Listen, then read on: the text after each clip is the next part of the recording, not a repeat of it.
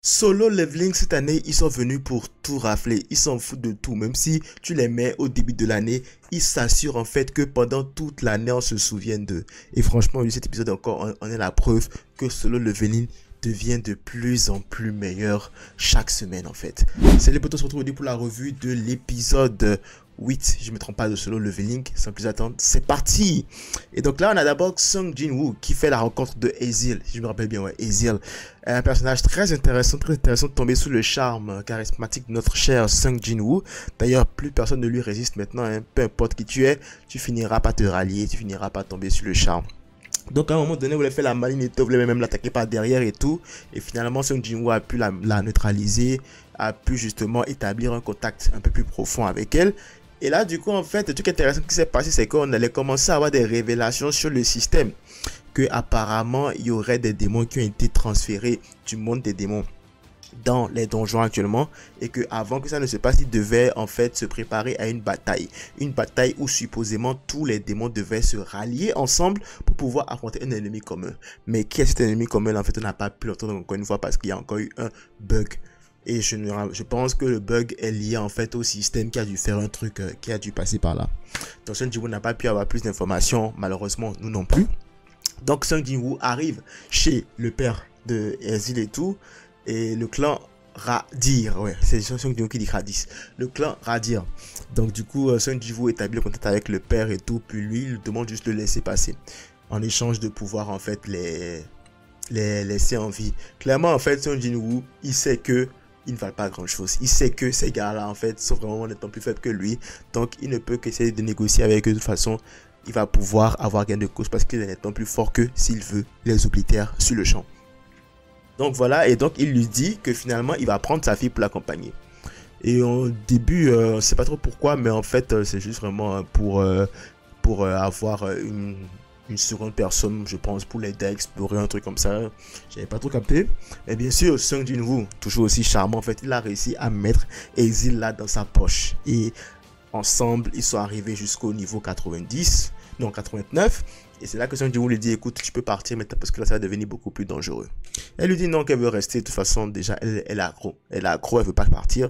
Et c'est un passage intéressant, Ezil. Elle est très drôle, très olé olé un peu là. J'aime bien. J'espère qu'elle sera un allié de taille pour Jin-woo dans la suite des événements.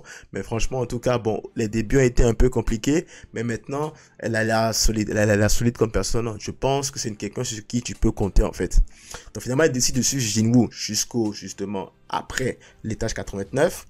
Et donc, il farme jusqu'à arriver à l'étage 100. On y reviendra plus tard parce qu'on va revenir direct sur justement ce qui se passe à l'extérieur du donjon, ou au Japon, t'as une fourmi qui vient de l'île Jeju qui est en train de faire un gros saccage, genre elle tue tout le monde et tout, et apparemment elle a fallu beaucoup de chasseurs, et des chasseurs ont aussi péri pendant l'affrontement avec une seule fourmi. Une seule fourmi a causé des dégâts collatéraux de taille. Beaucoup de gens sont morts à cause d'une seule fourmi. Donc imaginez juste une colonie qui arrive. Et ça me rappelle toujours fortement l'arc des fourmis chimères. J'ai envie d'appeler cet arc-là en fait l'arc des fourmis chimères de Solo Leveling. Parce que c'est un peu exactement le même prototype, le même scénario et tout. Là, tu as une reine qu'il faut tuer pour pouvoir justement éradiquer la race au complet. Parce qu'apparemment, une fois que les fourmis sont nées, je pense qu'elles n'ont qu'un an à vivre et puis c'est bon. Et donc, une fois que tu tues la reine, bah, tu coupes un peu le point d'approvisionnement en fourmis chimères. Puis voilà, tranquille. Et donc, vu que l'événement s'est passé au Japon, donc les hunters japonais sont concernés. Et donc, du coup, il y a eu une grosse réunion qui a été faite. Une réunion au sommet entre les hunters japonais de rang S, puis les hunters coréens de rang S. Et cette réunion-là, en fait, était drôle parce qu'on est en Corée, puis l'animé est en japonais. Et du coup, j'ai trouvé ça drôle que le mec qui vient du Japon en fait ait eu besoin d'un interprète pour parler en japonais à des Coréens alors que nous on entend le truc en japonais. Ça c'était vraiment très drôle. Je sais pas trop comment ils l'ont fait, mais après c'est sûr que ça va arriver parce que l'anime n'est pas en coréen. Si l'anime était en coréen et que le gars venait parler son japonais tranquille, ça aurait passé. Mais voilà que les Coréens parlent le japonais dans l'anime, donc du coup un gars qui vient du Japon, pour montrer la barrière de langue, il a fallu trouver un truc. Donc le gars en fait il parlait puis voilà. Et puis à un moment donné, même il a commencé à parler japonais. Puis la fille imitait son mouvement de lèvres en arrière. J'ai pas trop compris ça servait à quoi, mais bon, c'était supposé être quoi, une traduction, un interprète. Bref, en tout cas. Puis on arrive au moment, oh là là, ça c'est le moment de l'épisode, le combat. Parce que Sung Jin-woo arrive à l'étage 100 et il se trouve nez à nez avec Baran, le roi des démons. Et franchement, ce combat, j'avais lu en début de semaine que ça allait être les gars qui ont travaillé sur le combat Jigo contre Yuraba qui allaient aussi travailler sur ce combat-là. Et franchement, je comprends parfaitement, le rendu est vraiment superbe. Déjà, Baran qui utilise un pouvoir similaire à Sung Jin-woo en mode il invoque des démons. Sung Jin-woo aussi s'énerve, il invoque ses démons. Ça part en une grosse guerre. Bam, bam, bam, bam, bam.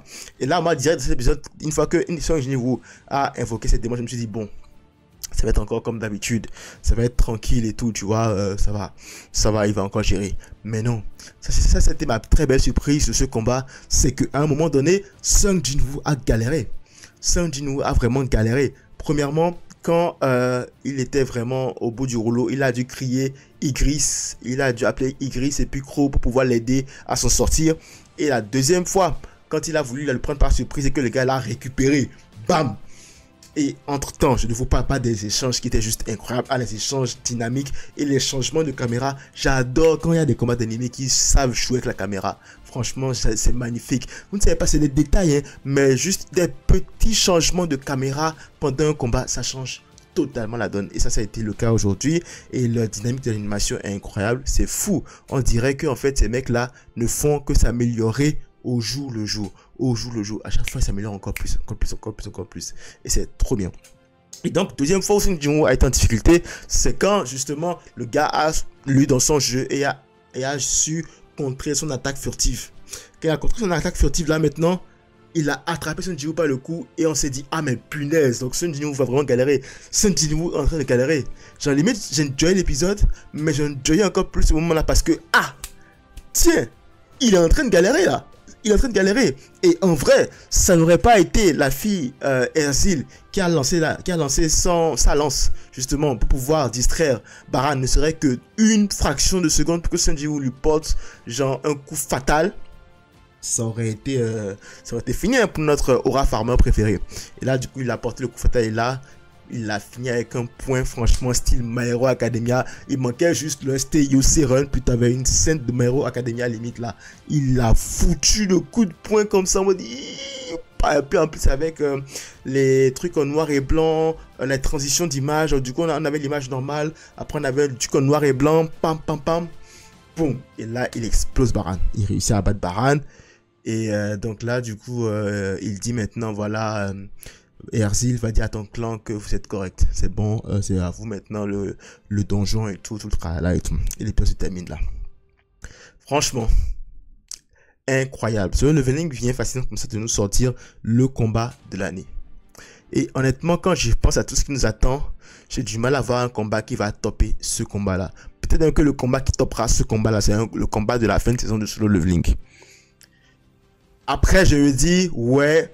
En tout cas, ça fait un contender très sérieux pour le titre de combat de l'année 2025. Alors, je sais qu'il y a des animés comme Windbreaker qui arrivent. Kaiju numéro 8 aussi, je pense qu'il y a des combats quand ils seront animés, ils seront vraiment dingues aussi.